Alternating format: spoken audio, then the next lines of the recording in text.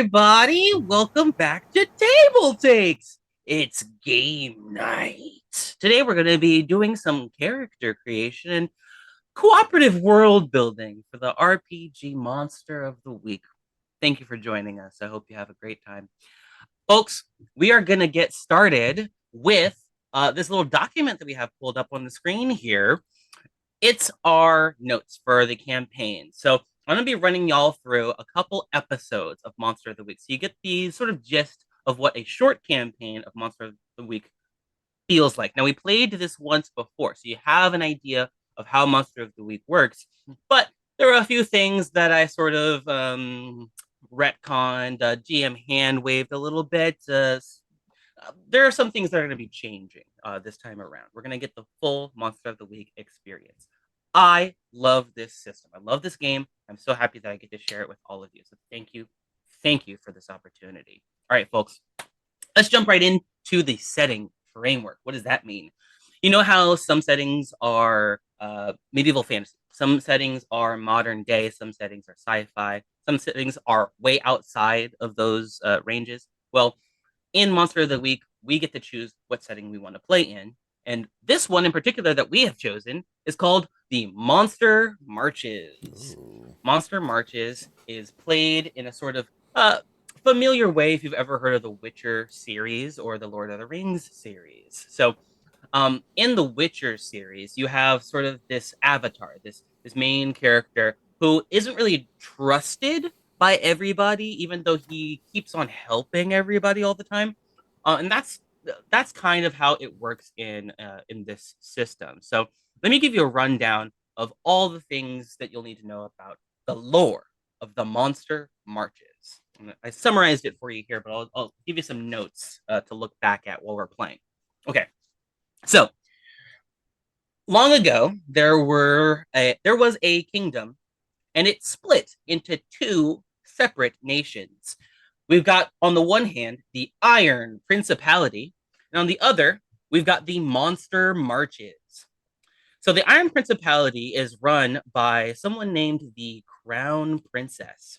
The Crown Princess, or the Iron Princess, sort of made the alliance of the Iron Principality and the Industrial Revolution sort of happen, right? So the Crown Princess said, "Hey, I know that you all have been resting on your laurels and very excited to to sort of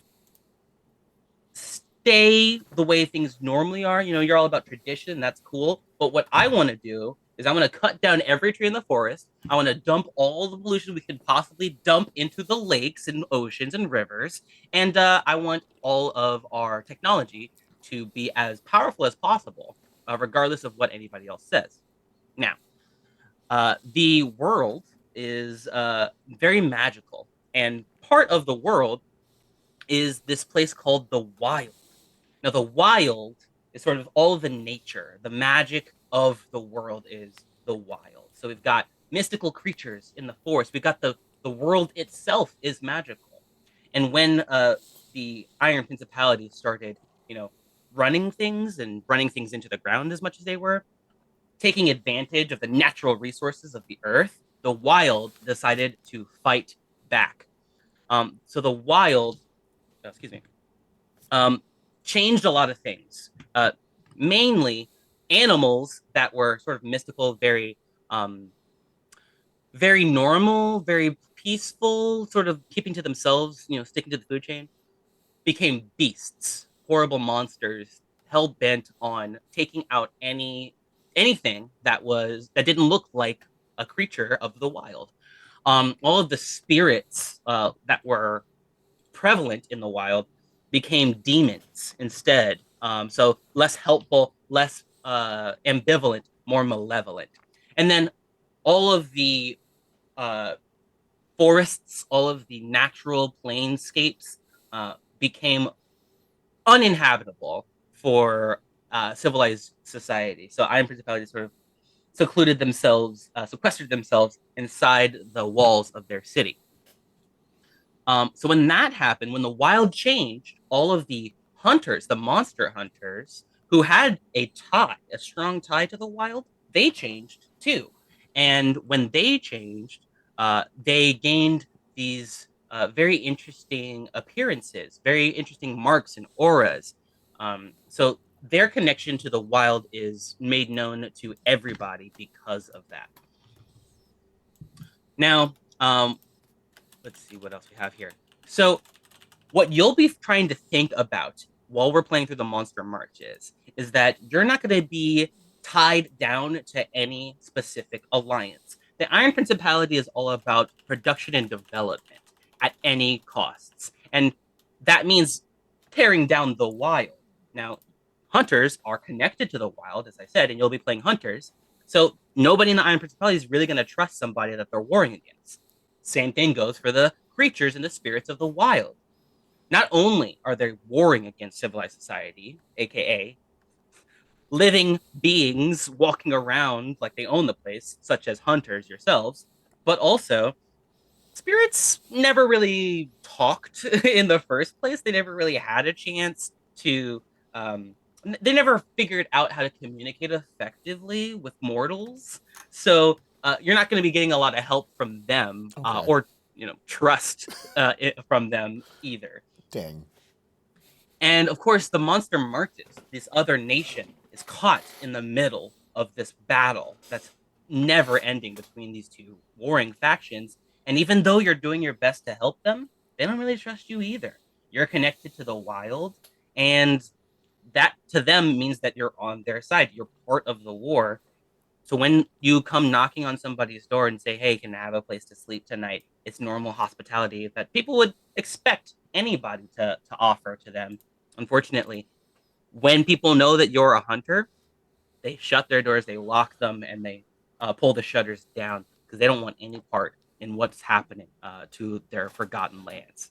I know we're So still early in the character creation, but I do want to make a character who is like so good at being so hospitality, so good at being in people's houses, will clean up after himself, do the dishes. I'm sure I can do that, right? absolutely, just keep that in mind Yes, when thank we you. get into the character creation part. That's gonna Taking be coming notes. up real soon. Thank you. But yeah. Does anybody have any questions about the setting of Monster Marches? It takes place in the larger world that I've created, homebrewed, created called Maroche, and in this Ooh. world, there are all kinds of creatures all over the place. So you could be any kind of creature you wanted to be, functional or otherwise. You could be. I took a lot of stuff from D&D, but if you can think of something else that doesn't fit inside that, that's totally fine. Like if you want to be a humanoid bear or a turtle or a tabaxi or any of those, traditionally D&D races, you could totally decide you want to be those. Or you could just be human if you want to keep things simple. That's totally fine. But in the world of Maroche, there was this great battle 1,000 years ago. And after that battle, everybody sort of diversified a whole lot. So now you'll find all manner of different creatures all over the place. For the amount, I just question for like world wise. So does that mean that like nobody's gonna outright like hate us? Like they see us, they throw something at us, right? Or is that Some it places you depend? might find that. Some Yeah. places you might Ooh, find they're a little bit less hostile than others, but honestly, it's to be expected that you are not to be trusted. okay. You are Oh, dangerous people, that's cool. I like that. That if, reminds me of even while you're trying to help them. yeah, I like this. I'm on board. Any other questions before we move on? You're going to be picking your special mark or aura once we get into the playbook options. This is going to mark you as part of the world connected to the wild and nature and the magic that pervades nature. But you're also going to get a special material that will help your weapon be more effective in hunting and fighting monsters, Okay. which is ideally the goal of Monster of the Week, hunting a different monster every week. I put that in quotes because we're not going to be actually doing a different monster every single week, but it's a sort of trope that you might recognize from other TV shows and movies like Men in Black or Ben 10 or Buffy the Vampire Slayer, which is actually the inspiration that y'all drew from when you decided you wanted to play the Chosen One and Entourage Team Playbook. A team playbook is basically how Monster of the Week gives us a chance to have a shared backstory with some structure. So we don't have to build it all by ourselves. It gives us something to go off of. and y'all decided you wanted to have a chosen one to have sort of center your group around and focus on all of the friends who are helping that person in the monster hunting that goes on. So I did mention that we would go over the specific details, so let's get into it. Now, y'all answered a poll, a survey that I gave you about what style, what kind of enemies, what allies you wanted to have in your Monster of the Week campaign that we're playing as the chosen one in Entourage. So, first of all, it should be noted that we have a chosen one. Our chosen one is Anita. Is that correct? Yeah. We Yeah. are That's me. unworthy. We are unworthy. You are the chosen one. So we're going to figure out what that means. We're going to figure that out right now. So let's go into our team playbook stuff, and I'll take some notes so that everybody watching here on Twitch can see. Thank you. So here we go. I asked you to pick a style amongst the options that the team playbook gives, and it looks like overwhelmingly everyone wanted to pick the style known as First Among Equals. First Among Equals is just the style that says, sure, one of us is chosen by destiny, but we all play our part here. So at the end of each session, you'll get Team XP, an XP boost for the team playbook if you can answer the question, did we all contribute in our own way to solve the mystery? Okay. If you can say yes, then you all get 1 XP point for your team. Yeah. Hell yeah. Let me put this in the documents. We have it ready to look back at when you guys want a reference here. And then let's see here. Next up, y'all needed to pick an enemy. Yes, your chief nemesis. And it looks like nobody came to a consensus on what kind of enemy you Ooh. wanted. Every single person chose a different option. So we had a vote for vampires. We had a vote for Seth Vale, a billionaire who wants to harness the power of monsters, starting with immortality for himself. Well, We have the father of monsters, the cosmic entity who is the source of evil in the world. And we also have the Grey Priests, a conspiracy to bring about the end of the world. So yeah, there were a lot of options to choose from, and unfortunately, it just looks like we didn't come to a consensus about them. Yeah. So let's talk about it now. Which one do you think you'll want to pick? Bonsai has something she wants to say. I was gonna suggest that maybe we should let the chat decide our fates. That's a great idea. I No. don't. that I'm idea. gonna. Okay. No, okay, no. We now it's can't. okay. We just No. might. We just might be waiting for a little bit. I don't know. Chat, Okay, if never any mind. of those sound good to you, why don't you let us know if anything sounded like, oh, yeah, that sounds awesome. I want to see you fight this kind of enemy. Otherwise, to make we'll a come poll? back to Do it you later. want to list them out again so we can make a poll? Yeah, I'll list them out again. And Anita, if you want to go back into the poll, copy paste, or just do a quick blurb of each of them, go for it. So we have Alpha, I got it. an immortal werewolf. You got it? Yeah. Okay. Oh, Marcus has got it. Thank you. Okay, we got Alpha, an immortal werewolf. We also have Seth Vale, a billionaire who wants to harness the power of monsters, starting with immortality for himself. Ooh. Yeah, I can see how having like that sort of figure of the one bad guy to fight is an easy target for you. We also have the father of monsters, the cosmic entity who is the source of evil in the world. I should also point out that any of these things are subject to change. If you guys have a better idea for which kind of enemies you want to fight, just let me know. I'll mix and match it. This is cooperative. You can chime in however you want. And then also we have the Grey Priests, a conspiracy to bring about the end of the world. Okay. I am going to put this for a 10-minute poll. Who should our monster of the week be? Alpha, an immortal werewolf. Seth Vale, the billionaire. We can't really put all the color in there for that one. You don't want to put it for 2 minutes just to have them have a little vote? Yeah. So the reason I'm saying not 2 minutes is only because I think that is a very short amount of time. Okay. But Well, we could each make our arguments. You said everybody chose something different. Yeah, everybody did choose a So different everyone one, so. gets if it's the 10 minutes, we all need to argue why we chose that villain. And also, could you remind us which one chose which? I mean, that's remember. isn't it anonymous thing. too? Yeah, like Is it anonymous? If I know me, I think I picked a billionaire just because I hate all billionaires and get a chance to set It a was billionaire on anonymous. fire. It was On anonymous. fire. I wanted to make sure y'all could just decide what you wanted to do and not have to worry about it. But if you remember who you did, like Noir did, you can say what you thought. I think Seth Vale would be a great monster. I think Noir, you're absolutely spot on with that one. But any of these would be really good. poll is live in chat for 10 minutes. Dope. All right, so let's let chat take a look at them. Does anybody have any?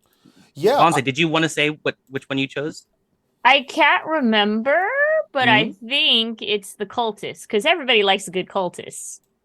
Yeah, the Gray Priests. That's very interesting. I would love to run that for you because I have a lot of ideas, but I also have a lot of ideas for Seth Vale.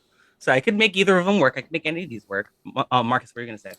you know, there's a lot of good options here. I kind of like the father of monsters, only because I like the concept that all monsters are having daddy issues. Oh yeah, And that is solely the reason why I am behind the dad. But but it's. I don't know why. I imagine the father of monsters being like Goofy from a Goofy movie, but just like evil, maybe a little evil. yeah. Anita, which one did you choose initially? I think I might have picked vampires. Ooh, interesting. You know, Yeah. we do like a little Twilight deal. Yes, all the vampires. Oh, here's the that thing. was- I forgot to add. Sparkle. I forgot to add vampires because all I had was Yeah. alpha werewolves. Yeah, somebody responded for Alpha. Oh, that werewolves, and Alpha did not choose is vampire. the vampires. But yeah, Ooh. werewolves and vampires. How about both? Werewolves and vampires, a little bit of both. all of the Get like an all of the wolves- underworld thing happening. Yeah. all the vampires. Could the villain just be Michael Sheen? Sure, Yeah. sure. Why not? Alright, Michael well- Sheen playing Seth Vale. Actually, I don't know. I do like Seth Vale though. I do like eating the rich. Yeah, I'm before stuck they between eat the vampires monsters. and the rich. I think I'm with you, Anita. Well, Oh, man. both of them are rich in their own way, you know. That's both. One's nobility and one's just rich, you know. Batman powers. I have money. That is my power. I am kind of leaning towards Seth Vale because I love a good supervillain. But more than that, I love a good supervillain voice. I just Oh. I have a special thing for that kind of thing. So. Well, Seth is currently in the lead with 80% of the votes. Ooh. I guess we'll have to wait and see who wins, though. It could go either way. Who knows? I'm looking at wow, it's 80%. You're not lying. I was like, Yeah. oh, really? Wow. Yeah. All right. Well, Looks like we have just some more wanna- time left on the vote. Do we want to move on? Come back. Sure. All right. Yep. Cool. So we'll come back to the poll and see what people said. But let's move on here. So in the poll, I asked y'all what your team ally you wanted to be. Yes. And it looks like, let me see what the responses were. For question number 3. Yes. Okay, so we had 2 votes for Destiny's Servants, an ally team. A secretive group sent to help you out. They're good at fighting and acting suspicious. Let me put this on your notes for you, folks. So this will be interesting. So the Destiny's Servants. Now, y'all can rename them if you want to. Destiny's Servants was just an example name. I kind of like it, so I'm happy to use it if you want. Sorry, I just thought of them as a dance group. The Destiny Yeah. Servants. They come in and Yeah. dance. Servants of Destiny, but also. Destiny's but also. But Servants. also, we're a band. got- That's how. I got like an I- Destiny's Child's vibe too. I was kind thinking, of- you know, that's who's exactly what I was gonna show thinking. up. Okay, so we've talked about this a little bit. I don't know how much we've spoken about this on stream, but we did make a little comment about what maybe our vehicle would be. Yes. It wouldn't be out of the ordinary to have a group of friends who are kind of helping us out. Maybe they're a band who also drives around and solves mysteries a little bit. Like they might be a side thing. They just have their own thing going on. They could be a band. Destiny's not Destiny's Child. Destiny's what was it? Children? Destiny's Servants. Servants. Destiny's Servants. They're a K-pop band. They come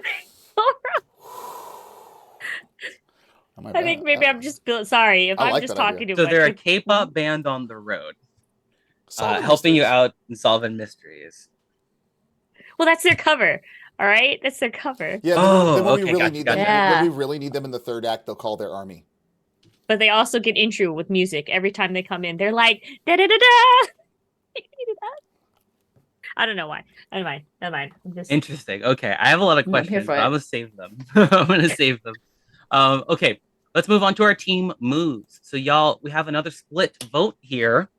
We had half of y'all decided you wanted your team move to either be the Armory of the Chosen, which is you gain a cache of special weapons used by previous Chosen ones. The Keeper, that's me. I'm the Keeper. I'm not the GM. I'm not the DM. I'm the Keeper. The Keeper should design a lesser version of the Chosen One's special weapon, which all other members of the team may use. When this is unlocked, the Chosen One may change or add a tag on their special weapon. There's a lot of potential for that. It really brings home the idea of like we have a Chosen One, they have a chosen weapon, and we all have like a version of it that's like, intrinsic to our personalities. So that one's really, really cool. But we've also had two other votes for Friends Stick Together. Aww. Once per mystery, a hunter may call the rest of the team to their current location. Everyone arrives as soon as they potentially can, based on their last known position and when we saw them there. That can be right this instant, if at all possible. That's so cool. So as a move, you basically literally just get to like raise like a scepter in the air or something, and then from out of nowhere, you just like Heimdall teleport all the way across the world and to wherever the chosen one has called you. That is so cinematic. It's so brilliant. And I would even add that if we decided to do this one, there would have to be a costume change in the process of you getting teleported, just because that has to happen. So we have two really cool options here. now that you said costume change, I want the teleporting option so I could be a magical girl. Why would you even offer that knowing that if we can all be magical girls? Because I knew. You know. I knew. I knew. Of course it had to be. What do the rest of y'all think? Are we coming towards maybe an idea of which one we want to choose? The group effort. Magical girls. Magical. Magical girls. Personally, I like the armory myself. Mhm. The army is really cool. I think that would be The armory a nice is choice. pretty cool. I like that. Narratively, I like the idea of having, you're the chosen one. So here's open up the storage locker and like, here you go. Maybe you'll have better luck. Like I kind of narratively enjoy what that does to the characters. So my vote is for that as well. Looks like we still have a split vote unless Noir has changed their mind. Wait. Ooh, right now we're tied between the armory and magical girl. Yeah, we got two for Yeah. armory, one for magical. But we could have a magical girl armor in the armory. That is true.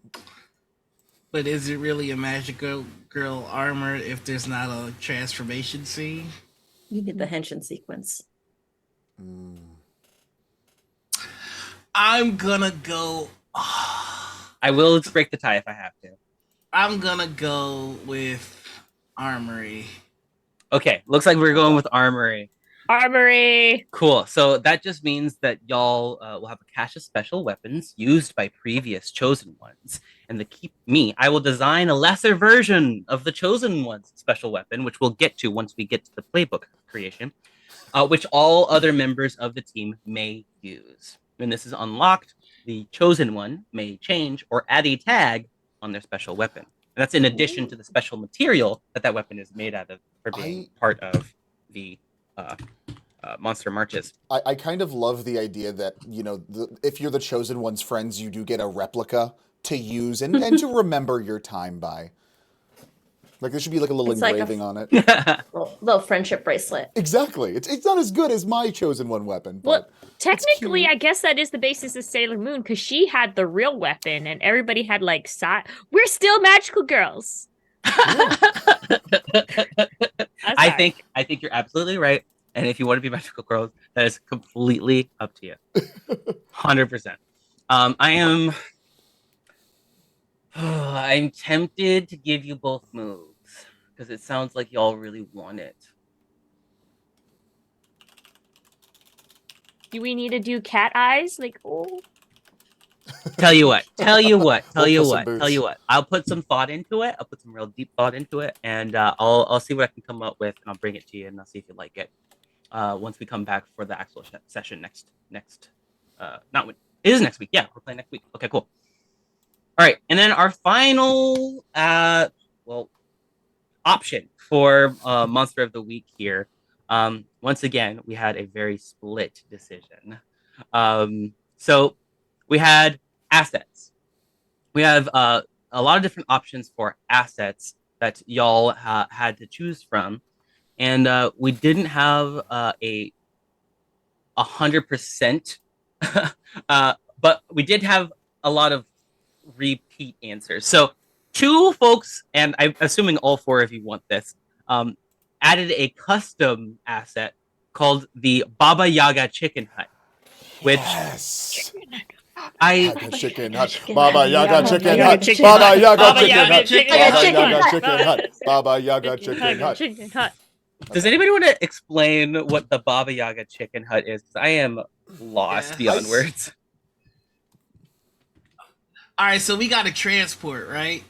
Yes. Now, as I understood it, and please correct me if I'm wrong, we want our disguise to be that we are a food van Yeah. called Baba Yaga's Chicken Hut, and our van looks like Baba Yaga's hut, which is a hut on little chicken legs that just walks around. And that's what we want. We want that. We demand that. It is our We want right. to save the world and serve out hot wings Wings. and Baba Yaga's Chicken Hut. Okay. Baba Yaga's chicken. That's man. I bet we have really good chicken wings. I'm just saying, we got it. I heard the hush Yeah. puppies are to die for. Oh, Mhm. And keep so in mind hungry. that this transport is also an armory. Yes. So we're It's also a serving up house. hot lead and hot wings. All right. I'm adding all of this to your notes. Thank you. Thank you so much. Also, This is a really big hut. I don't know if you saw Javion, but everybody voted for the Excellent. fighting the billionaire. We are fighting Seth. All right, Seth Vale, you're going down. Looks like we have our team enemy. We're just a bunch of small business owners. And Yeah. Oh, who's corpo gonna trying to take us fall out. in love with the big baddie? That's the big thing, you know. The big baddie has to have a romantic interest in the party. And No, not really. Billionaires deserve nothing but suffering. We should try to. I have an idea. I've been watching you guys play game night recently. What if we like find a way to make him have a bad divorce, and then like God. maybe kill him, and then make everyone like tarnish his reputation with everyone who's Yeah. ever known and loved him. Yeah. Because I've seen that work. Really, I've seen that work. It helps people move on quicker. Yeah, The exactly. only true way to take down a billionaire, alimony. oh boy. Okay. Sure. Let's. If you think you can certainly try. Feel free. I'm gonna distract him with gadgets. I can't wait to see how you make that happen. All right. Well, that's every. Hold on. That's not. Actually, is it? Let me double check in the team playbook for Chosen One and Entourage. It looks like for your assets, you did make a custom one, and the custom one only counts as one of your two assets. Oh, okay. No, a mobile base is two of your two assets already used up. So That yeah, makes sense. mobile base. Your mobile base, a trucker or bus with bunks and a mystery investigation supplies on board, aka your chicken hut. So yeah, Baba Baba Yaga's Yaga's chicken. chicken. Baba Yaga Chicken Hut. the Baba Yaga. We have to get a good Baba solid Yaga's tape Chicken Hut. of all of us yelling Baba Yaga's Chicken Hut, like a chant, and then just use that to promote Monster Yes. of the Week next week. Look dead eye into the camera, just Baba Yaga's Chicken Hut. Baba Baba Yaga's Yaga's Chicken Chicken Hut. Hut. Okay, we're doing Baba. this. We're doing this after the stream. You guys Okay. heard it here Yes. first. Okay, Oh, that promotional woo videos. wee. I love where this is going, and I can't wait to see where it goes next. All right, folks, we have our team playbook. We have every option chosen. So I just want to make sure you all know exactly how it all works. At the end of every session, we will ask the question: did all of you contribute in your own way to solve the mystery? I think it's a pretty easy question to get an answer to, and you'll get an improvement every time you get enough. Answer that question yes often enough. And then of course you've got your team move. That's just a move that you can make whenever you think it's necessary. Basically, you have a cache of special weapons, and the chosen one has a special weapon, but everyone else gets a lesser version of it that you can use from the armory. All right, let's move on here. Let's go into our playbooks. So let's get started with the obvious. We've got the chosen. So the playbooks work like this. It's basically a step-by-step guide to building your character. You're going to fill out everything one by one until every box is filled in, or the correct boxes are filled in, rather. And you have all of your stats and all of your materials and what you look like all picked out. We're going to stop at the part where it says introductions. Now, folks at home, you're not going to be able to see the character sheets, the playbooks. But if you want to Google Monster of the Week, playbooks, you'll be able to see what we're talking about. I'm going to be making notes in this document so you can follow along with what we're doing here. So this is just a quick summary of how the chosen works, what their perks are, what's cool about them. But let's actually pick all of your ratings and everything step by step here. So let's open up the chosen playbook here from the Monster Marches playbooks, which are a little bit different than the regular playbooks. I'm also, while you're doing this, I'm going to cut over to the screen to give them kind of an idea of what the Baba Yaga Chicken Hut will look like in practice. Yeah. So this is this is kind of what you're going to be working with. It's going to look very similar to this. I just want, I'm going to be honest. I'm a visual learner, so I thought giving folks something like this might help, increase the educational component of our stream. Thank you, Okay. Javion. Continue. I need to see this now because I do not have the video. Wow. Okay. It's going to look very similar to that. Did you just make that on the? I've been working on this for a few months. Wow. Yeah, I just debuted it here, so I'm a little nervous. It's gorgeous. I love it. I think it's brilliant. All right, let's get started with the chosen. Anita, let's work through your character's playbook here. Okay, so first thing we got to do here, we're gonna skip past all the stuff where it's like choosing your character's name and stuff like that. How your luck is going to work is every time you use a point of luck, which you'll remember gives you a straight up guaranteed 12, or lets you avoid all harm from an injury that's incoming. And you only have 7 points to use, so if you use them, you never get more. You never get them back. But when you use them, Anita, when you spend a point of luck, I bring your fate into play. Now, what is your fate? We're about to find out in just a bit here. You've got your harm here. We don't need to worry about that. You already know how it works. You know how your experience works, correct? Once you get 6 experience, you get a special improvement. It's kind of like leveling up. You get a little bit of a bonus. All right, let's move on to your fate before we move on to anything else. So you get to decide what sort of fate is in store for you. You get to pick how you found out about your fate on the reverse side of this sheet. So later on, you'll actually figure out what your fate was, like how you found out about it. But let's see what your moves are for now. You get all the basic moves plus 3 chosen moves. So the first one is called Destiny's Plaything. At the beginning of each mystery, you'll roll 2d6 and you'll add your weird score to see what is revealed about your immediate future. So that's at the start of every single time we play. You roll 2d6 and you get to either roll 10 plus, which means you get a useful detail about what's going to happen in the mystery, or on a 7 to 9, you get a vague hint about it. So it might be a strange, garbling mess of symbols and runes and words that maybe don't make sense right away, but maybe will later. But if you miss, you find out that something bad's going to happen to you, which is information. You still learn something, so that's pretty good. And then your next move after that is called I'm Here for a Reason. There's something you are destined to do. You work out the details with me based on your fate. So we can actually work that out once we figure out what your fate is. You cannot die until it comes to pass, until your fate comes to pass. If you die in play, then you must spend a luck point. You will then somehow recover or be returned to life. Once your task is done or you use up all your luck, all bets are off. That's why luck is really important. You can spend it for automatic wins, but also you kind of have to spend it if you die, But if you run out, that's just it. You're just dead. Now there is resurrection in this game, so you might be able to find a way to resurrect somebody who does die. But I don't know how often you'll be able to. So we'll see. Okay. All right.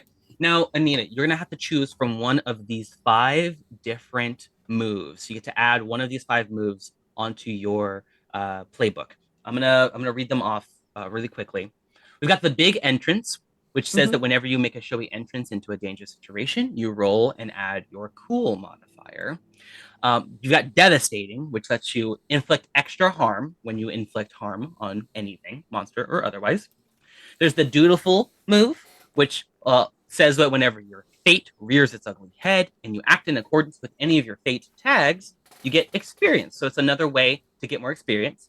And if it's a heroic tag, then you also get +1 forward, which is to say you get a +1 on your next roll, whatever that roll ends up being. There's also the invincible move, which literally just gives you 2 armor. So that means anytime you attack, you roll to kick some butt, you have to take harm. If that harm is 2 or less, you ignore it completely. If it's 3 or more, you reduce it by 2. So it's pretty good because most things will only be doing 1 or 2 harm to you. And then you've also got resilience, which lets you heal faster than normal people. So you have one of those 5 that you're going to need to choose from. I think I'm gonna go with invincible. Yeah, that's a pretty good one. Oh, nice. So that just means you have 2 armor. It's plot armor, basically. Yeah. All right, so your gear can have protective gear. Sorry, you can have protective gear worth 1 armor if you want. That's on top of your 2 armor. No, sorry, scratch that. Your 2 armor is instead of that 1 armor. So you can have the gear that's 1 armor. You don't get 3 armor. That's ridiculous. There's plot armor, and then there's just some kind of like wish fulfillment fantasy story where everything goes your way. Okay. But yeah, if you want to have some protective gear with 1 armor, you may, but you have the plot armor anyway. So you also have a special weapon, which you are destined to wield. Design your weapon by choosing a form and 3 business end options, which are added to the base tags and a material. For example, if you want a magic sword, you can choose the following handle plus blade plus long plus magic. So there's a lot of tags here. They all relate to how combat works, basically. Like hand or close just means you have to hold it in 1 hand, and you have to be close to somebody. Not like actually holding them, but rather within, sort of a couple of feet of them.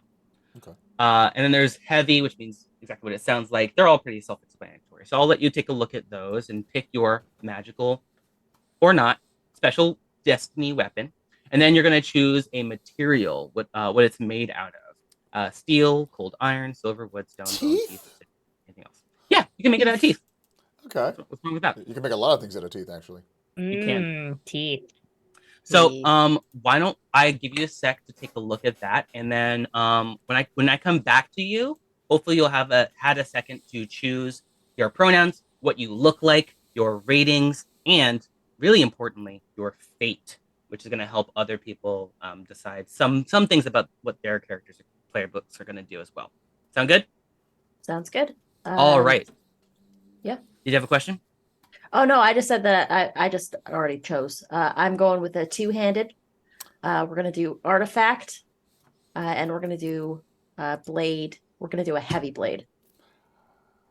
Okay, so let's see here. You said 2-handed. Mm-hmm.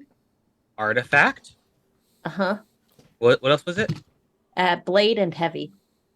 Blade. Oh. And heavy. Yeah, so it's a heavy weapons. That's being 2-handed. But I also, want my chosen one to be built like a truck. yeah, absolutely, Ooh. Yes. absolutely. Truckosaurus. I'm fully on board. All right. So I'll give you a second I to want pick muscle mommy. your fate, and I'll add your special moves to the notes here for the folks at home to watch as well. But let's move on to the expert, who is Bonsai. Hi, it's me. All right, Bonsai. So let's take a look at your playbook. Got it open? Yes. Okay, cool. So, being the expert, you've dedicated your life to the study of the unnatural. You know monsters' habits. You know their weaknesses. You may not be the strongest or the youngest, but your knowledge makes you the biggest threat. So, let's take a look at all your stuff. Your luck special says that whenever you spend a point of luck, you discover something happening now that's related to something you were involved in years ago. So basically, it's just like saying, like, oh, flashback to the time where you were in the warehouse with a bunch of gremlins, and you had to fight them off, and now you know everything about gremlins. So that happens every time you use a point of luck. Very cool. Ooh. So let's move on to your moves. You get to pick 2 of them, and there's a big list of them here. Did you get a chance to look at them yet? There's a lot to look at. Yes. And I already think I chose which one I want to have. Great. Which ones did you choose? I would like preparedness. When something you need, something unusual or rare, roll sharp on a +10. You have it right there on you. Through 7 through 9, you have it, but it's not here, and it will take some time to get it. Or on a miss, you know where it is, but it is somewhere real bad. I like preparedness because I like to pull a MacGyver out of my butt. On that one. Okay, I love it. And which is your other move? Dark past. If you trawl through your memories for something relevant to cast at hand, roll weird on a 10+. You ask the keeper 2 questions from the list below. On a 7 or 8, ask 1. On a miss, you can ask a question anyways. That will mean that you were personally complicit in creating the situation you are now dealing with. The questions, for example, are: when dealing with this creature or one of more of its kind, what did I learn? What black magic do I know that could help here? I just like random like flashbacks of, oh, I've done horrible things. I love it. That's going to come in such good use in this because there's a lot of hunting monsters, and you're going to be expected to know a little bit about them. Not everything. There's still some investigating that you'll have to do. Okay. Now you also get to set up a haven, a safe place to work. Now this doesn't have to be inside the Baba Yaga Chicken Hut. You can have this be a completely separate place that you reside in or you retire to whenever you need. And there's lots of options. You can have something mystical like a library or an oubliette, or like sort of magical in nature, like the magical laboratory. You can have something that's designed specifically for capturing monsters and holding them so you can study them specifically. You can have like a panic room or some place where you can like heal up. So it's like an infirmary. So there's lots of choices to choose from. Do you have an idea of which one, or do we not? I already chose in my mind. Great. Which one? So this one I'm going to choose first the workshop. You have a space for building and repairing guns and other gadgets. Or cars and other gadgets. Work out with the other keeper for how long any repairs or construction will take. I feel like this is just the garage. We could just drag stuff and repair to. I feel like it'd be most helpful. Also, I want a magical laboratory. Ooh, okay. Mythical lab with all kinds of weird ingredients and tools and useful for casting spells, like the use of magic, move, big magic, or any other magical moves. And then lastly, I'm going to just have a mystical library because more magic. Yeah, totally. Magical laboratory is right next to the mystical laboratory that is in a box in my workshop because that's how I want it. Wait, Excellent. Who else here can cast spells? Not me. I like reading about it. I can just read. Doesn't mean that I can. Magic works in Monster of the Week is actually really fascinating. Basically, anybody can try to use magic, but the Spellslinger has special moves that allow them to do it with enhanced versatility. Using magic can go lots of different ways, and most of the time, it doesn't go the way you want it to. You can either get exactly what you wanted, you can get what you wanted, but with the added glitch, or everything just goes completely wrong. And the Spellslinger has access to a lot more things that they can do with their magic. Now, in Monster of the Week, we have the weird stat, the weird rating, right? And you'll add that rating to whatever 2d6 roll you get when you're trying to use magic. And the list of things that you can do with the use magic move all fits on a little one-page document. It's very easy to understand. So if anybody really wants to do something, check that list, see if there's a thing you can do, and hope for the best. But I would even say, for people who aren't spellslingers or divine or somebody who has innate spellcasting involved, you're probably going to need some other components in order to cast your spells. You might need a pouch full of materials that you know are going to help you cast a specific spell, maybe 1 or 2 in particular. and you can't cast magic without it. Perhaps there's a set of words that you have to find out in order to actually cast the invocation. Perhaps you even need more people to help you out with the magic. Sometimes we need to do what's called a big magic move, which is to say you need to do more than one roll in order to get your magic to happen. Oh. So there's, you just to use magic move, we can do some mundane things that might be, I don't know, a quick 6-second or 1 minute long effect. Or you might be trying to do like a ritual that requires several tomes and books and hours, maybe weeks of researching. Whereas the spell slinger can do some of these things with a lot more ease and a lot more comfort behind them. But everybody has the ability to do these things because you're hunters and you have the attunement to the wild, the pervasive magic that permeates the land. What were you going to say, Bonsai? Can I change it to lore library first? Absolutely. I want a lore So library instead. what are you dropping? I'm dropping the mystical library and putting a lore library in. Tell us more. And yes. Yeah, tell us more about that. Oh, So sorry. the lore So library? instead, the lore library is when you hit the books, take a +1 forward to investigating the mystery, and as long as this historical or reference works are appropriate. So I get +1 to the mystery because Excellent. I'm basically a nerd. That's what my character. That's going I'm to a be nerd. crucial. I'm glad you chose that one. Thank Okay, you, cool. Lord. So we're not going to be sorry, let's keep going here with the experts playbook. You got some gear to choose from. You got your monster slaying weapons. You're going to pick 3 of them. All of them can be made from a special material. You can even have 2 copies of the same weapon, but from different materials. You have a specific set of tools that helps you in every situation when you're hunting monsters. So it's best to be as prepared as possible, just like the move that you chose gave you. And when we're all done with the playbooks, we'll have a little bit of a twist to add to each of your playbooks. That will sort of be monster marches specific changes, such as changing your aura and your look to look like a hunter in the monster marches, but also changing your weapons to be very special type. So you got 3 options to choose from. Did you already take a look at them? Yes, I know what I want already. All right. So I would like a prototype rifle, Excellent. a magical dagger, and a juju bag for Juju glitter in the bags. face in case in case danger. Pocket glitter. I like that. Pocket glitter. Yeah, give me a second here. I do want to give you a heads up on how prototype weapons work in monster marches. It's going to be kind of important since you are playing somebody who's going to be using one.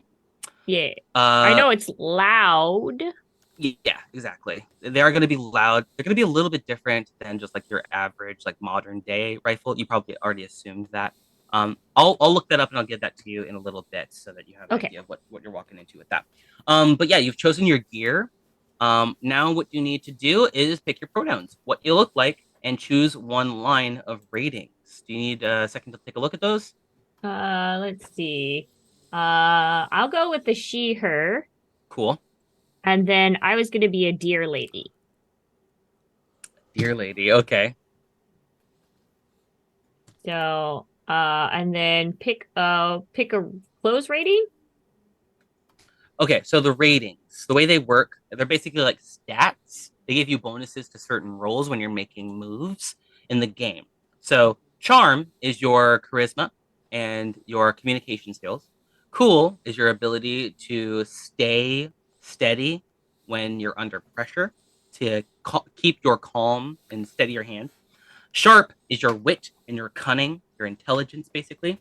Tough is your strength, your endurance, your resilience. And weird is anything supernatural that you're attuned to, whether that be magic or otherwise, like the occult or other specifically weird things. Okay.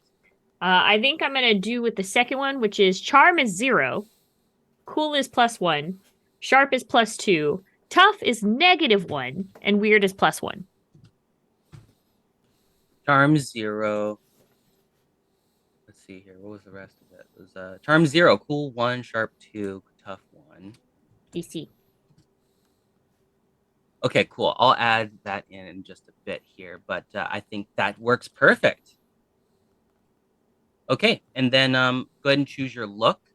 Um, yeah, choose one of the options from the first bullet there. Thoughtful face, lined face, scarred face. You said dear lady? I'm a deer lady, so ancient face? Question mark.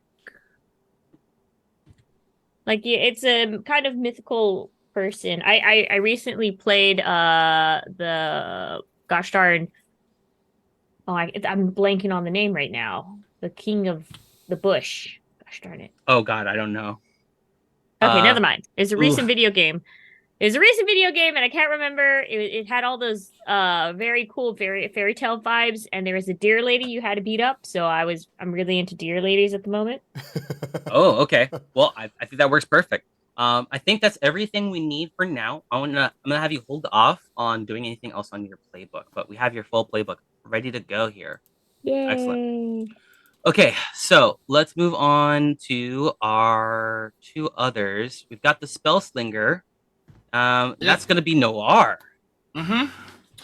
I'm already done. My stats are Charm 0, Cool -1, Sharp +1, Tough +1, and Weird +2. For my combat magic, I selected Blast, which does 2 harm. It's close, obvious, and loud. And then I picked Wall, which is 1 harm magic barrier. It has 1 armor, it's obvious and loud. And for effects, I picked Frost or Ice, which adds -1 harm, but +2 armor to wall, or +1 harm restraining to other bases. So if I hit you with my blast, you're also restrained. Nice. Ooh. For moves, all spell slingers have to select tools and techniques. To use your combat magic effectively, you have to rely on a collection of tools or techniques. Cross off 1, you'll need the rest. I actually got to cross off 2 because one of the moves I picked was Advanced Arcane Training. If you have 2 of your 3 tools and techniques at the ready, you may ignore the third one. So that means in order for me to cast, I only need consumables and foci. I do not need to move, and I do not need to speak. For my second Spellslinger move, I picked Could Have Been Worse. When you miss a use magic roll, you could choose one of the following options instead of losing control of the magic. Fizzle. The preparation and materials of the spell are ruined. You have to start over from scratch with the prep time doubled. Or This Is Gonna Suck. The effect happens, but you trigger all of the listed glitches but one. You pick the one you avoid. So, That's great. I So- love this game. like, if I fail at casting a spell, I can still successfully cast it and kind of downplay how bad it gets. I was torn for what my third one would be. It was either going to be Enchanted Clothing, which gives me armor, but I figured that's what I have you jokers here for. So, I picked Third Eye. When you read a bad situation, you can open up your third eye for a moment to take in extra information. Take a +1 hold on any result of 7 or more. Plus, you can see invisible things. On a miss, you still get a 1 hold, but you're exposed to supernatural danger. Unfiltered hidden reality is rough on the mind. Yeah, no kidding. So, my pronouns are he, they. They gang represent. My clothing is vintage. And I just had one question. Because we do have the armory, that means that we get stronger weapons. Does that mean we get stronger weapons and the one we start with? Specifically, you get your chosen. Sorry, you get a lesser version of the chosen one's weapon, or whatever that one ends up being. Uh, the the specific wording of it is that. Let me just pull it up here. Yeah, Armory of the Chosen. You gain a cache of special weapons used by previous chosen ones. That's just the flavor. Mhm. I will design a lesser version for you of the chosen one special weapon, which we have the details of. We have the sort of effects of, but I'm going to go back to Anita for the details of how it looks. Which all other members of the team may use. And when it's unlocked, the chosen one may change or add a tag on their special weapon. So Anita's going to get to either change or add a tag on their special weapon when it's unlocked, which is basically right now anyway. So no real changes to make there. But basically, everybody just gets the armory of the chosen, which is a lesser version. Okay. Nice. In that case, for my gear, I'm selecting the heirloom sword, which is 2 harm, one-handed, and messy. Say that one more time for me. I'm picking the heirloom sword. It's 2 harm, one-handed, and messy.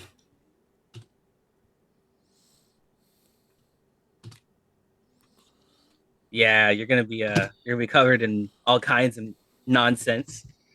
Well, that's if anything gets close, which y'all should not be letting happen to me. All right, perfect. So yeah, let me just clean up some of the notes here for you. I just realized is everybody else except for the chosen one all squishies?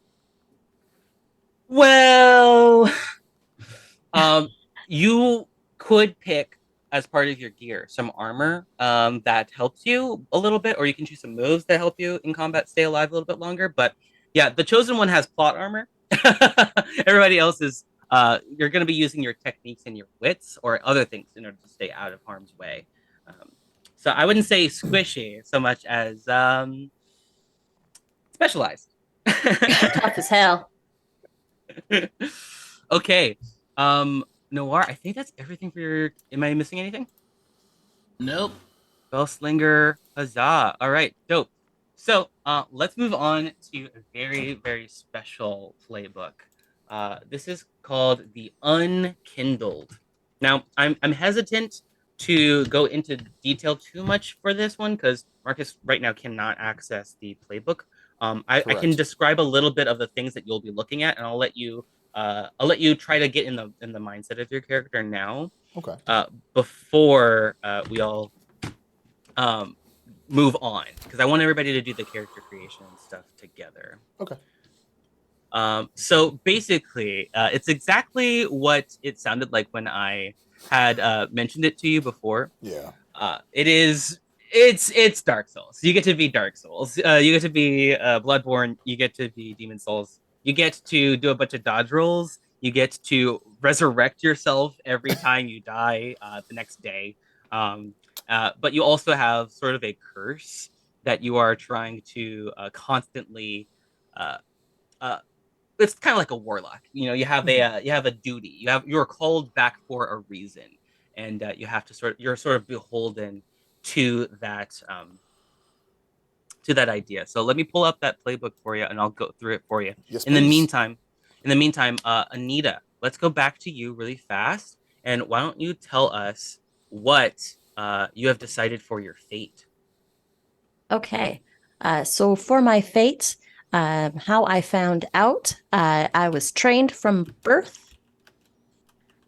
And then for my heroic, it says you pick 2 heroic and 2 doom tags for your fate. And that'll show you how your fate will unfold. So it's going to be mystical inheritance. And I'm going to choose true love. Yay! Mystical inheritance. And true love. True love. For the doom, I'm going to choose sympathy. Actually, no, I'm not going to choose sympathy with the enemy because now I know who the enemy is. We're going to go with the source of evil is going to be doom. And Doom. Okay. and we're going to go with loss of loved ones. Oh no. Okay, cool. Yeah, we gotta we gotta like massage this a little bit so I know what exactly we're going with here. So, okay, let me take a look over. Let me just try to catch up with you here.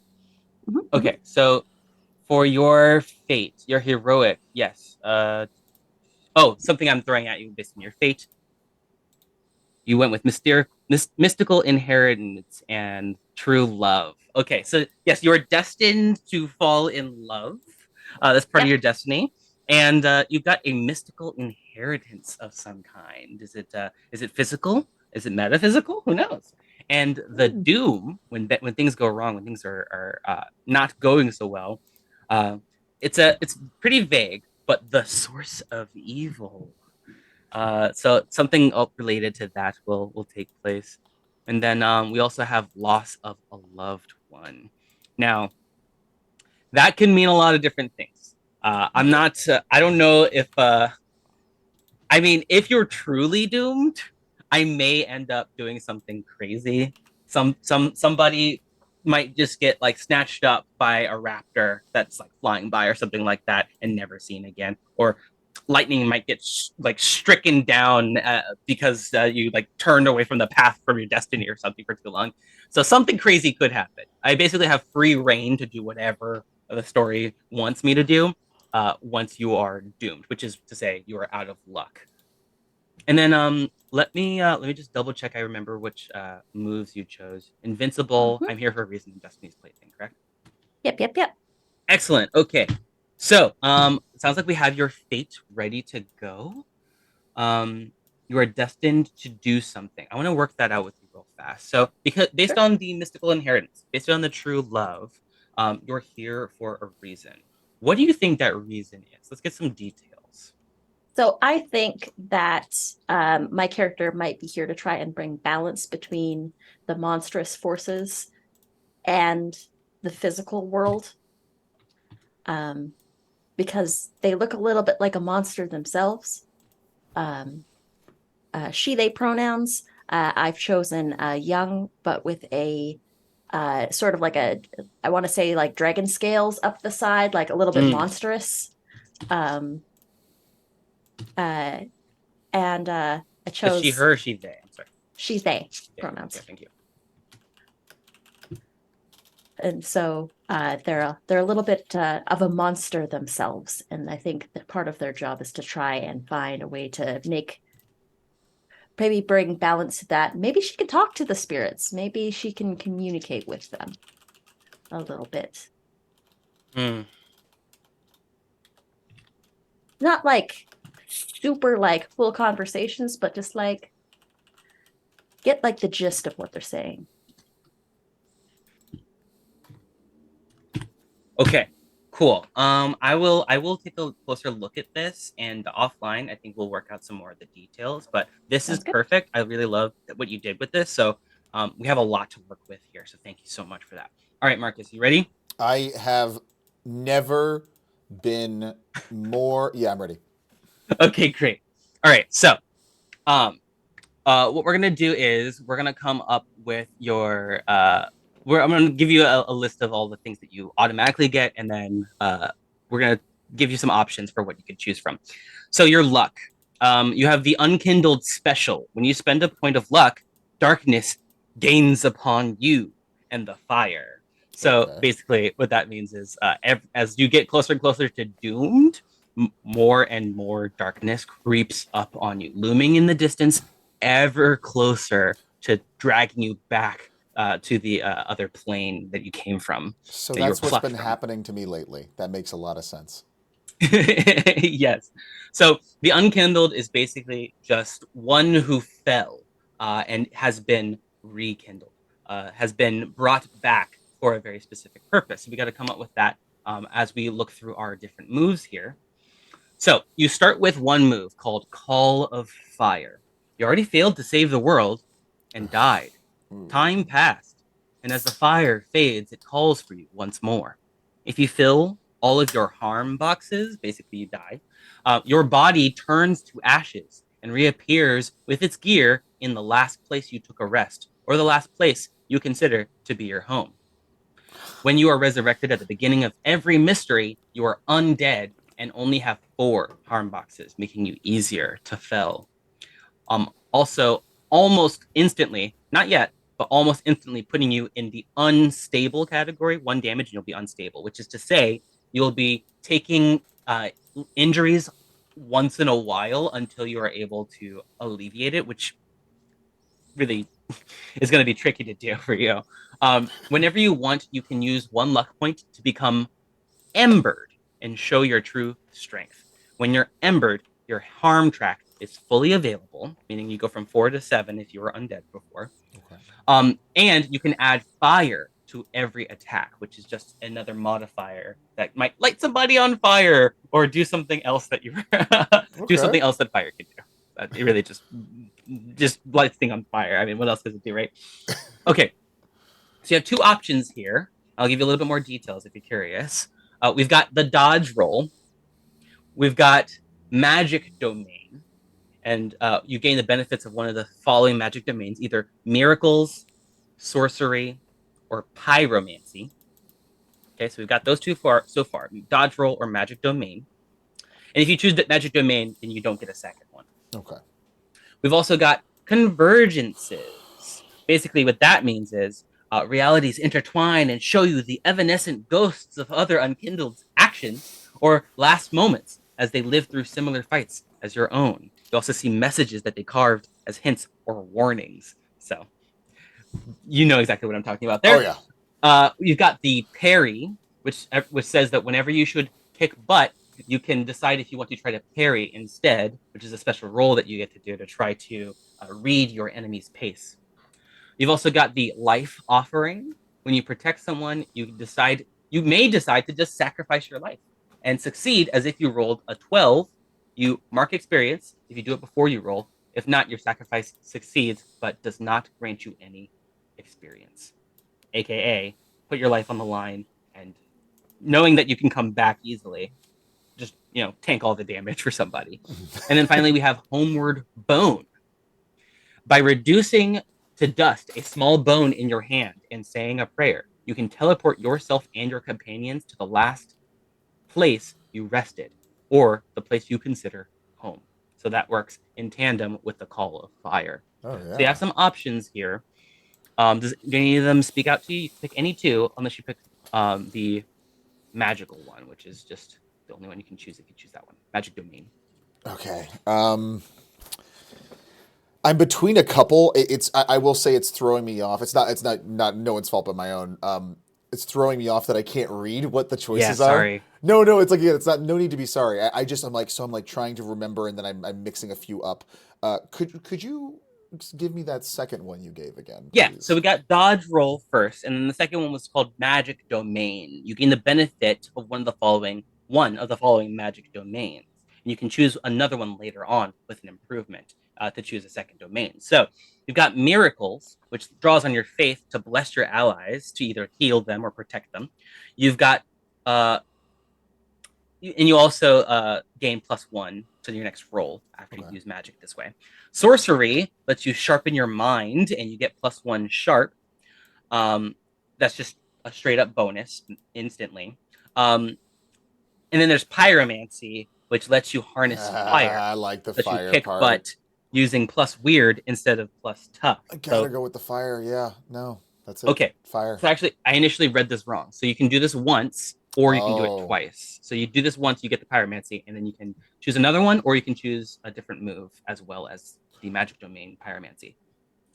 Oh, so wait. So now I'm even more confused, but excited. So you got pyromancy. Now you can choose another domain, or you can choose another move that's not magic domain. Oh, okay. So do I choose it in this, or do I have to like unlock it through play? Right now, you choose either another magic domain or another one of the moves. So you got dodge roll, magic domain, convergences, which are those messages, parry, life offering, and homeward bone, which is that teleportation to crushing a bone. So now I have 2 more to pick then, correct? You choose one more. One more. Okay. I can't, you know what? Actually, because I'm an annoying player, Homeward Bone. is Homeward because I'm feeling very very at home in that Baba Yaga chicken truck. Okay. So like that might be my home that I crush some bones to. Who hasn't Great. who hasn't crushed a good bone? Perfect. It could be Okay. chicken bones. Yeah, exactly. I just keep them with me from the chicken Oh, bone shoot. You always have a plate just in case.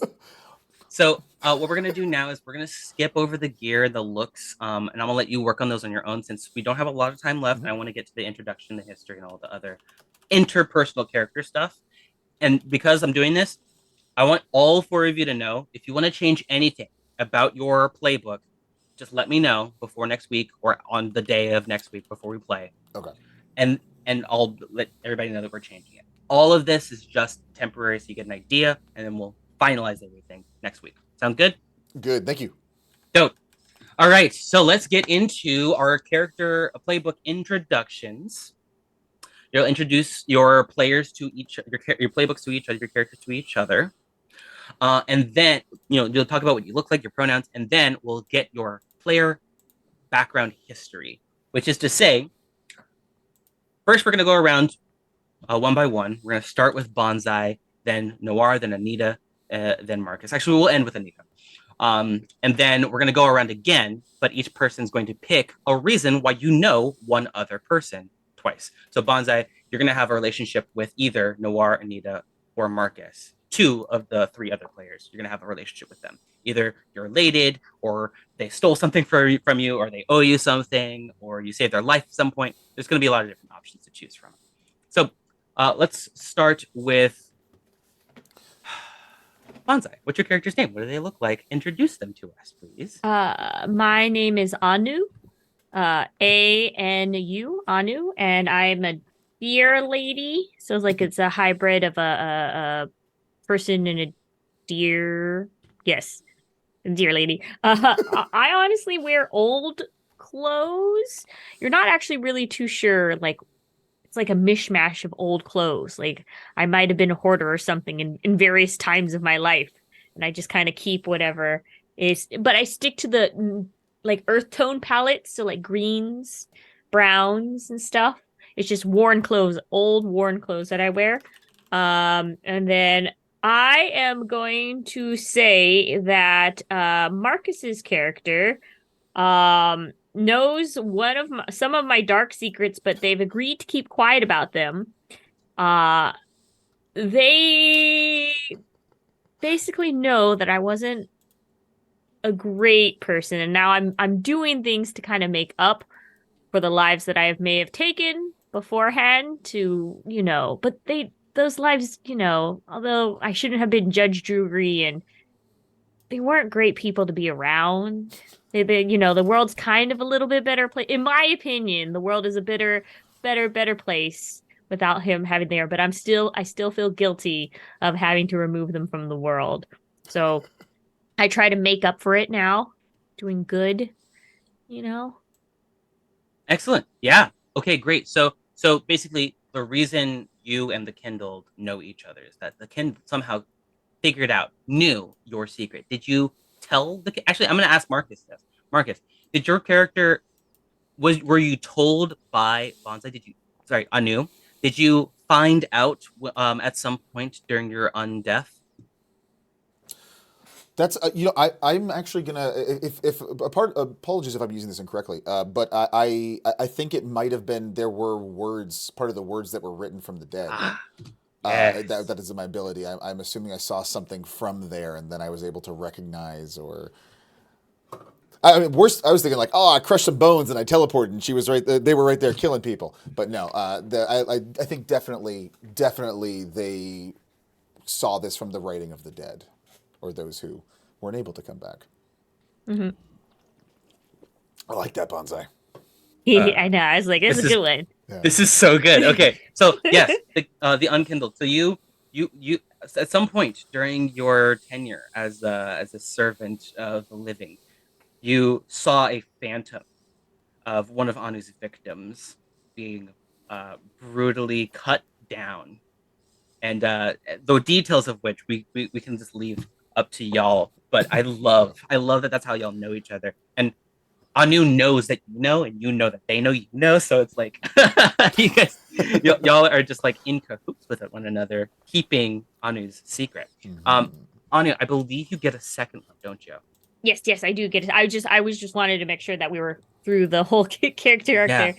And then I have chosen that I know the chosen one, Anita's character, because they were taught by the same master as me.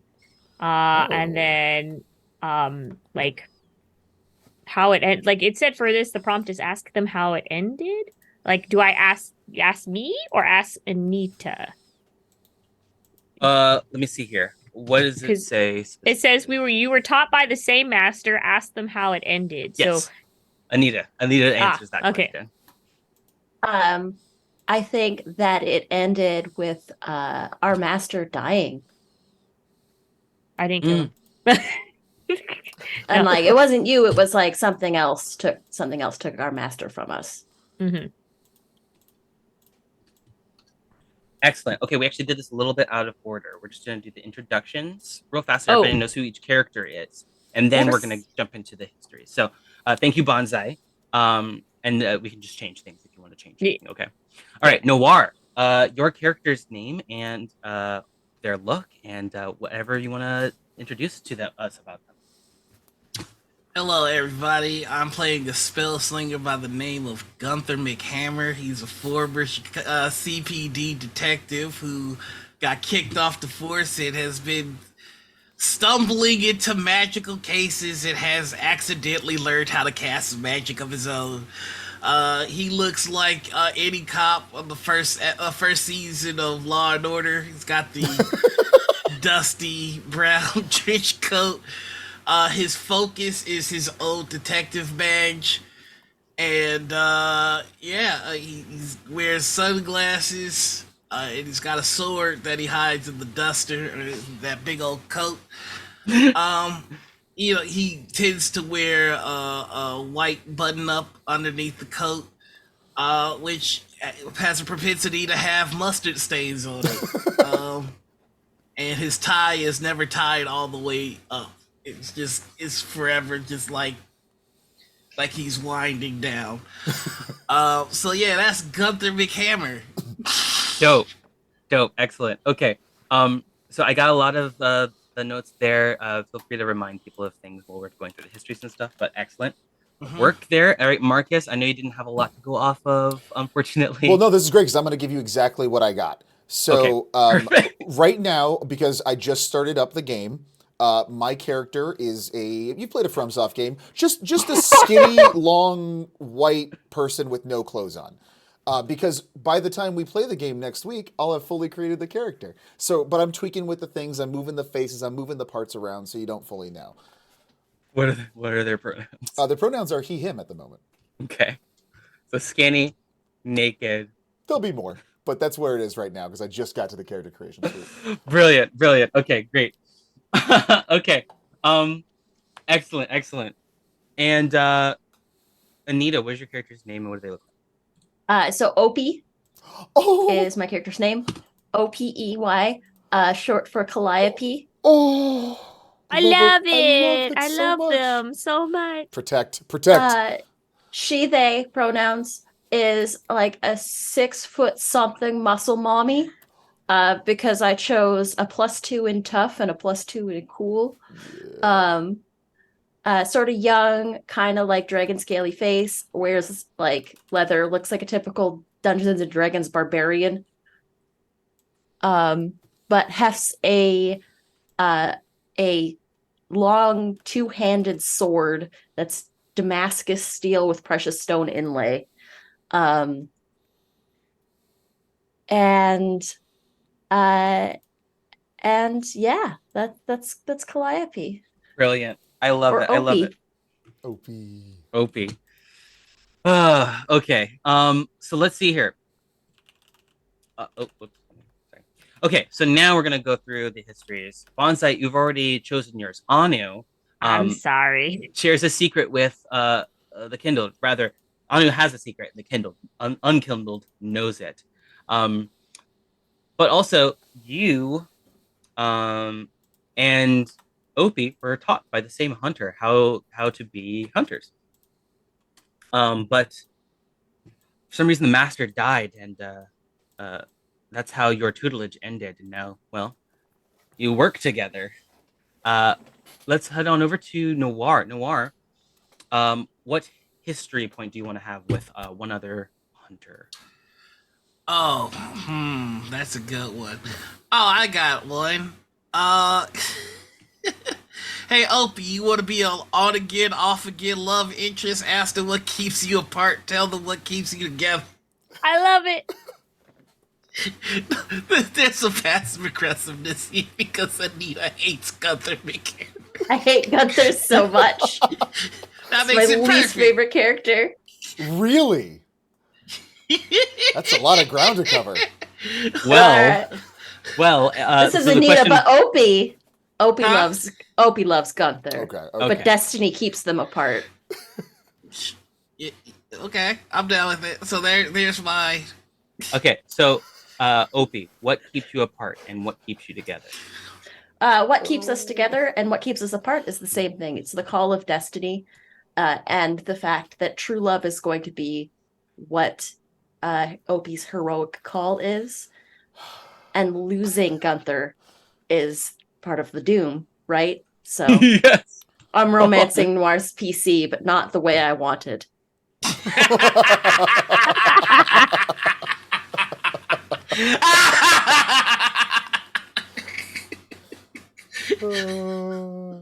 Excellent.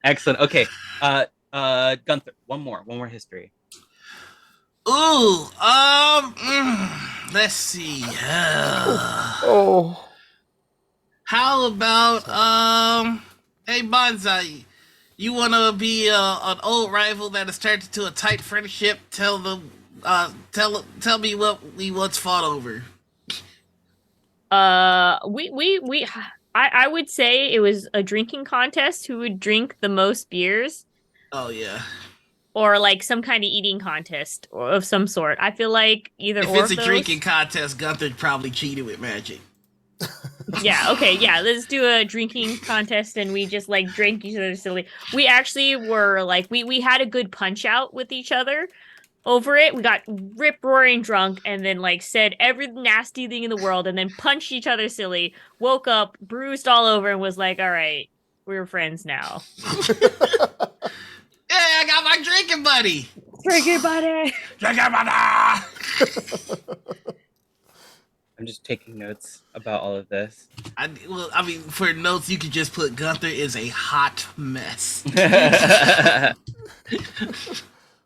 Hot mess. Even though you use ice magic. Brilliant. We'll fight over lore. I'll be like, no, this edition was way better than the 15th century edition. I don't believe you. Marcus, I'm gonna ask you to hold off on your history stuff until you have a better idea of your character's background, and then why you want to know everybody else. You can do that once we start. Is that okay? Yeah, sounds good. My only thought was that, like, if Noir's character was an old detective, what if part of that was solving my death, but then I came back? Oh, I'd love that. Gunther was trying to solve. Like, what's that paperwork look like? It's not very good, and there's mustard on it. Murder. Yeah, I like that. Works for me if that works for you, Noir. Yeah, Let's do it. Look at how big man Anita is right now. Gonna murder Gunther the camera. Excellent. Okay, perfect. I'm gonna let you take a look at your playbook some more. Make any changes you want to, Marcus, and then we can finish up your history later. The last thing that we need to take care of for you folks is through the monster marches, you all get to change your aura/mark and what about your special weapon. I don't get Anita's history. Sorry, we're just so low on time. I want to make sure. Why don't actually? You know what? I'll tell you how the marks and the stuff look, and you can pick one off screen. And you can pick your special weapon stuff off screen. Let's finish the histories instead. So I'm gonna choose that Marcus's character could have been the chosen one. instead of me, but failed in some trial and in fact died. In fact, so it got transferred. I love this. And I saved Gunther's life back when they didn't know monsters were real. And I think I saved Gunther from a manticore. Oh my gosh. Oh my gosh. Oh my gosh. Thought Oh it my was gosh. just a weird lion, but I've never been good at animals. Lion looks sick. I think So was the sorry, words. say one more time. You saved Opie saved Gunther's life. How? I saved Gunther's life from a manticore. Gunther didn't know monsters were real when they came to this place, and thought it was a weird looking lion. I need to check in with Noir first though, because if you're saying Gunther didn't know the monsters were real, Well, that's the Gunther, that's the how prompt. did you become a hunter? Oh, he stumbled his way into magical cases and then learned to cast magic through them. So it's just like, hey, look at the lion, and then some buff lady saves me, and it's all like, hey, how you doing? Oh my gosh. Okay, so hold on. What does that even look like? Like, how does Gunther become a hunter by stumbling? Oh, You know, actually, I can tell you. Yes, please. I'm asking, so I want to know. yeah, and let us real quick do it as quickly as you possibly can, Noir. All right, really quickly. He got kicked off the force, decided to become a private eye, and some of his first clients were Eldritch members that sent him to cult places, and he had to figure out how to do some occultist stuff to survive. Okay. Oh, so you like learned occultist stuff from the your teachers were basically the locals. Yeah, his clients. So, like, they would be like, check out this spooky house. There's an old diamond I left there. And this lady won't give it back. But the lady was actually a witch. And I had to figure out how to cast the protection spells to save my life. Oh my gosh. And I might have accidentally let out an eldritch being into the world, but we don't talk about that. Sure, that will not come up at all. Oh man. Oh, okay. If we had like another 3 hours, I could just ask questions. We all don't day even have long. another 3 minutes. I know. That's what I'm saying. Thank you so much, folks, for joining us for this today. Oh my god, I'm so excited for this. We have so much juicy content to work with. I can't wait to build a mystery for you folks. I can't wait to really grind out some of the finer details of how your players characters are going to work and how you all know each other and everything like that, because I have so much more questions. But unfortunately, that is our time for today. Thank you so much for joining us, folks. We will see you in 1 week. Bye-bye, folks. We'll see you then. Bye! Bye.